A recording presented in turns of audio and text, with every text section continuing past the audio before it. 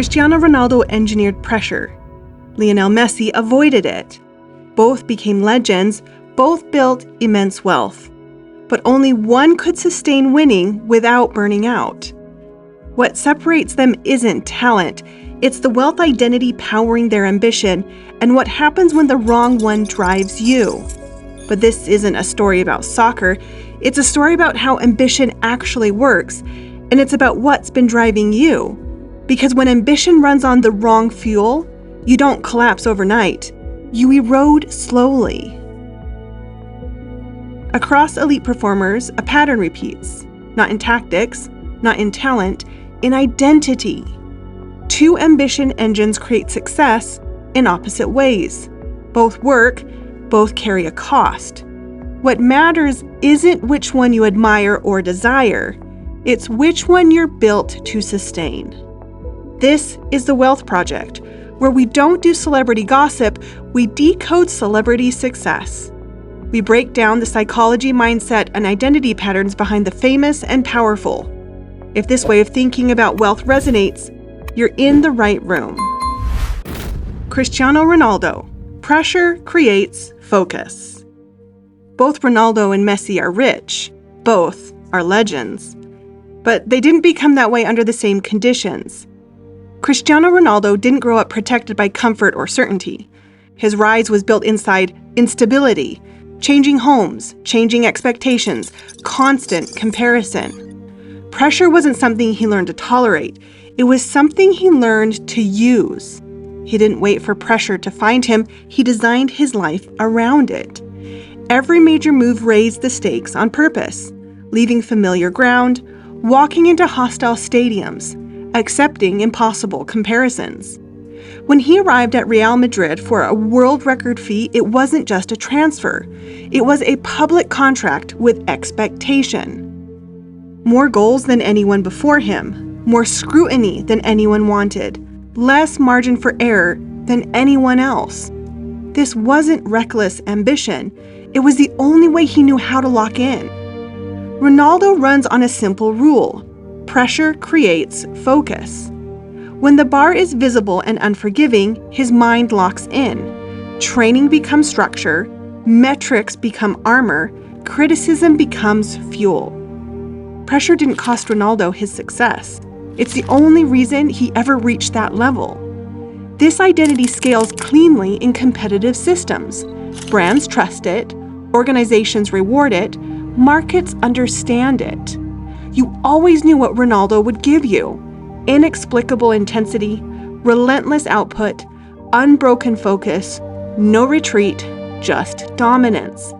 But that kind of sharpness requires resistance. And Messi approached success a different way.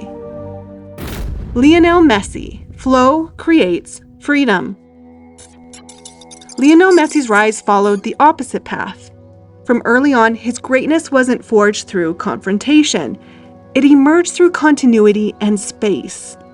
Lionel Messi never chased pressure. He organized his world to avoid it. He shaped his world to minimize friction. He stayed where play could flow. From Barcelona's system to Argentina's eventual rebuild around trust, Messi's brilliance appeared when the environment stopped interrupting him. His internal rule was different. If the context is right, excellence appears naturally. This wasn't passivity, it was precision. Messi minimized friction everywhere he could. He stayed inside systems that didn't interrupt him.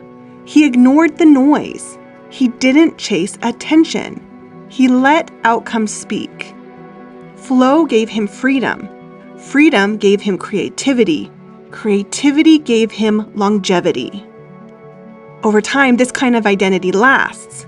It doesn't spike. It doesn't grind down. It keeps going. Nothing has to be forced. It looks easy from the outside because nothing is being fought on the inside. Flow protects energy. It keeps decisions clean. It allows consistency without emotional burn. But flow has a boundary. Flow creates freedom, but it only works while the environment stays neutral. It collapses under direct pressure. When the container cracks, when criticism turns personal, when expectation becomes hostile, flow absorbs stress silently until it shatters. After another international final loss, Messi stepped away from the national team, not in anger, not in drama, in exhaustion. That moment wasn't about quitting soccer. It was an identity losing the environment it needed to function. Ronaldo versus Messi, the real divide. For years, the world argued about who was better, but that debate missed the real comparison.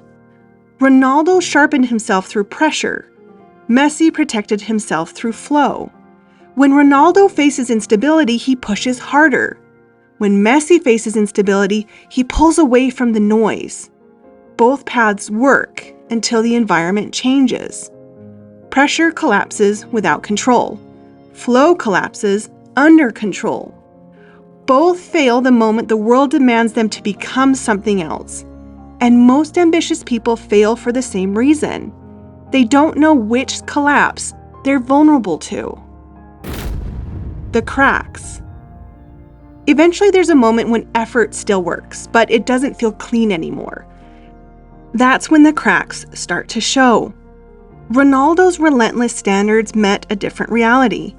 Managers changed, roles narrowed, the room stopped moving with him. Pressure, once his ally, became a barrier. Not because it stopped working, but because nothing moved when he pushed. Messi found relief only when the environment changed its expectations. When Argentina stopped demanding dominance and allowed play. One tightened control, the other let go. Talent stayed the same, something else shifted. Collapse rarely starts with losing ability. It starts when the same effort no longer works. Nothing breaks at first, it just gets heavier. What once moved easily starts to drag, then it completely stops moving. The divide you can't see. Some people feel most alive when stakes are high. Others perform best when tension is low. Both look disciplined, both look ambitious. But forcing yourself into the wrong engine feels like pushing up against a brick wall and expecting it to move. You don't lose because you lack drive. You lose because you're driving the wrong engine. That's why effort fills your days, but movement never follows. Pressure and flow don't create success the same way. Some people sharpen under stress, others disappear inside it. Some people need resistance to lock in, others need space to stay in motion. The mistake isn't choosing one, the mistake is borrowing the other. Ronaldo didn't succeed because pressure existed. Messi didn't succeed because pressure disappeared. They succeeded because their ambition style matched how they're built. Ronaldo succeeded because pressure gave him focus. Relief didn't come from escaping it, it came from mastering it.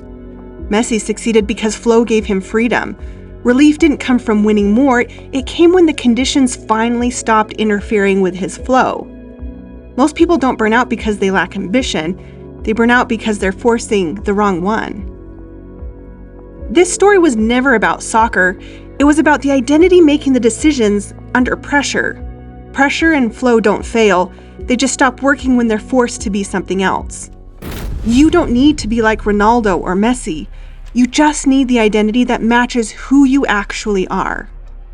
Now you know the identity that fuels your ambition. And once you stop forcing an identity that exhausts you, consistency becomes easier. Decisions become quieter. And wealth, money, energy, reputation lasts longer. If this way of thinking about wealth resonates, your next insight with the Wealth Project is right here on your screen.